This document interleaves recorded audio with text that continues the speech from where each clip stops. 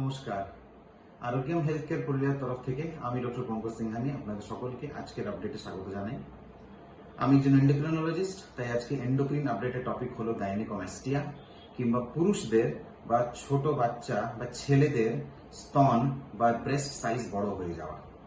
আমরা জানি যে স্ত্রীদের ব্রেস্ট সাইজ বড় হয় বা স্ত্রীরা মেয়েরা বয়স হলে ব্রেস্ট হয়, কিন্তু কিছু কিছু ক্ষেত্রে ছেলেদেরও ব্রেস্টের সাইজ বড় হয়ে যায় বা তাদের স্তনের মতন ছাতির উপরে বা চেস্টের উপরে দেখা যায়।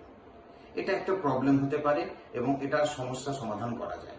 প্রথমত বুঝতে হবে যে সমস্ত ব্রেস্ট সাইজ বড় হওয়া ছেলেদের ক্ষেত্রে বা গাইনেকোমাস্টিয়া প্রবলেম নয়। খুব ছোট বাচ্চা এবং বয়স সন্ধির সময় 12 থেকে 15-16 বছরের ছেলেদের এবং বয়স্ক পুরুষদের ক্ষেত্রে ব্রেস্ট সাইজ বড় হয়ে যাওয়া কিংবা গাইনেকোমাস্টিয়া একটা নর্মাল প্রবলেম। এটাকে কিন্তু চিকিৎসা অনেক সময় না করলেও হয়, নিজে থেকে ঠিক হয়ে যায়। এই সময়গুলোতে যে হরমোনাল চেঞ্জ হয় শরীরে, সেটার জন্য কিন্তু গাইনেকোমাস্টিয়া কিংবা ব্রেস্ট ডেভেলপ করে যায় পুরুষদের ক্ষেত্রে। কিন্তু অনেক সময় এই বয়সের বাইরে কিংবা অনেক ক্ষেত্রে এই বয়সের মধ্যেও গাইনেকোমাস্টিয়া কিন্তু অনেক বড় রোগের সূচক হতে পারে। অনেক ক্ষেত্রে গাইনেকোমাস্টিয়া ক্যান্সারের কারণ হতে পারে, শরীরে কোনো টিউমারের কারণ হতে পারে, কোনো জেনেটিক কারণে হতে পারে কিংবা কোনো হরমোনাল দুর্ভোগের জন্য হতে পারে।